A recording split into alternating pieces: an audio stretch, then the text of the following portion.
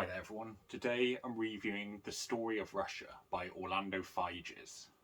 So, Orlando Figes is a British historian who's penned many books on the history of Russia.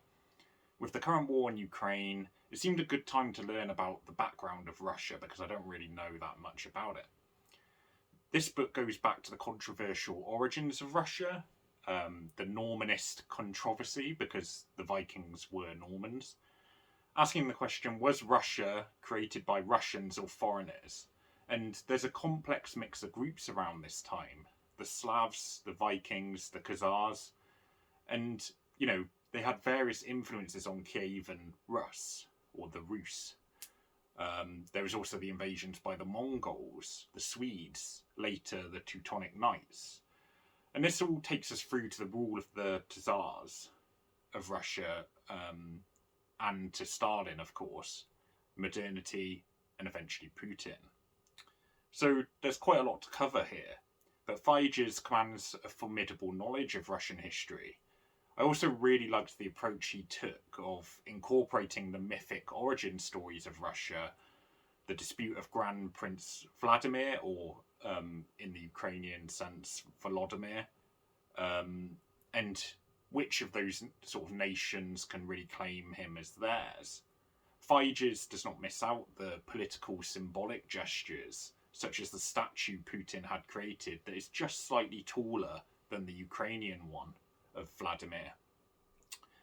And there's little known about Vladimir or Volodymyr, but the cult of this medieval saint began with Ivan the Terrible, using him as the basis of Ivan's claim to be the sole legitimate successor to the Kievan rulers and emperors of Byzantium.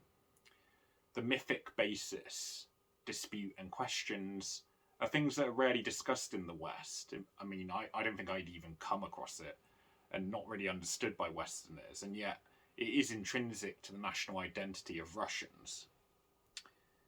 So this book, as you can probably tell already, covers a lot of history. So of course there has to be some sacrifices, especially when it only clocks in at 300 pages.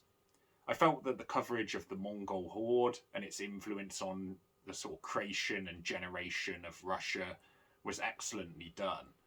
Despite critics arguing that the Mongols had limited impact on the Rus, Figes mentions the questions around their influence on Russia and notes how it actually brought surprising technological change and advances, such as the postal system, driven by the speedy and well-trained Mongolian horses, or more importantly, how the Tsars emulated the Khan, or Byzantine emperor, and those kind of terms of emperor, Khan, and Tsar all becoming confused. But there was no illusion about who had the power, though, under the Tsars, and particularly under Ivan, of course. In Russia's history, there's a recurring tension between the people and the powerful ruler. Paradoxically, and sometimes to its detriment, Russia's people have suffered massively. But post-Stalin, many people saw his excesses as the justice of a strong, powerful ruler in the country. Stalin is, unsurprisingly, covered in some detail, and the overview seems balanced to the point, but still full of interesting points and discussion. And I quote, "In the early 2010s, millions of Russians watched the TV show The Court of Time, in which figures and episodes from Russian history were judged in a mock trial which advocates presenting evidence, witnesses, and a jury of the viewers who reached their verdict by voting on the telephone. The judgments which they reached do not hold out much hope for a change in Russian attitudes. Presented with the facts of Stalin's war against the peasantry and the catastrophic effects of collectivization, 78% of viewers still believe that his policies were justified, in brackets, a terrible necessity, close bracket, for Soviet industrialization. Only 22% considered them a crime against the peasantry, and that's on page 282. So, the challenge a book like this has is they often fall into pro-Western viewpoints, especially in this current time and climate.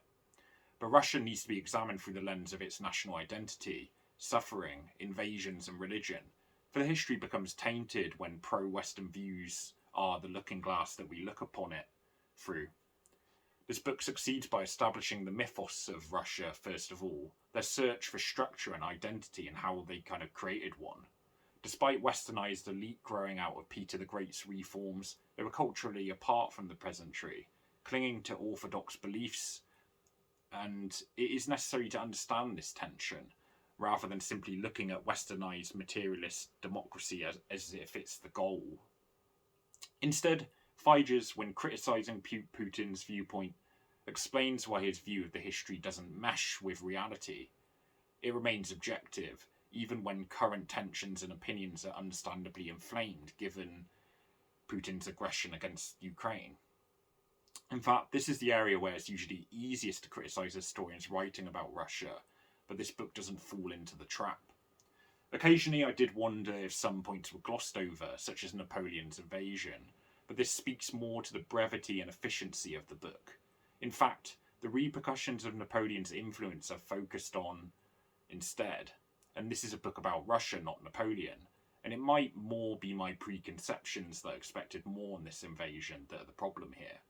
Nevertheless, there is an organised efficiency with which Russian terms, institutions and facts are raised and disputed, dealt with and moved on from.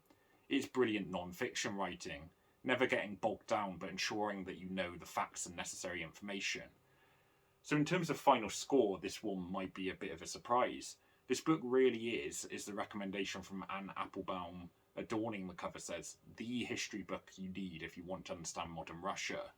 It really does judge things from a balanced viewpoint, but one which truly understands Russia, and you can kind of see that in the depth of the knowledge and facts presented. Even sections where I thought I knew quite a bit, I learned new things, and I opened myself up to a much better understanding of Russia. It just might be the best history book I'll read this year, and maybe ever. It really does do everything a history book should set out to do, and is strongly recommended. It truly is hard to find criticism with this one. Perhaps the book could have been longer, but I, for one, actually like the kind of efficiency that was achieved here, and it still maintains the detail and objectivity that you should expect. I really do think this deserves a 10 out of 10, because it excels in so many different ways, and you couldn't really ask for much more from what it's trying to do. It lays out Russian history, it talks about the disputes, it sort of talks about where Western views might be incorrect and presents why, and how Russians might sort of see things more. It truly is a fantastic history book and well worth your time. So I'll be reviewing many more books across history, ancient history, even sci-fi. So like and subscribe, and thanks for watching. Cheers.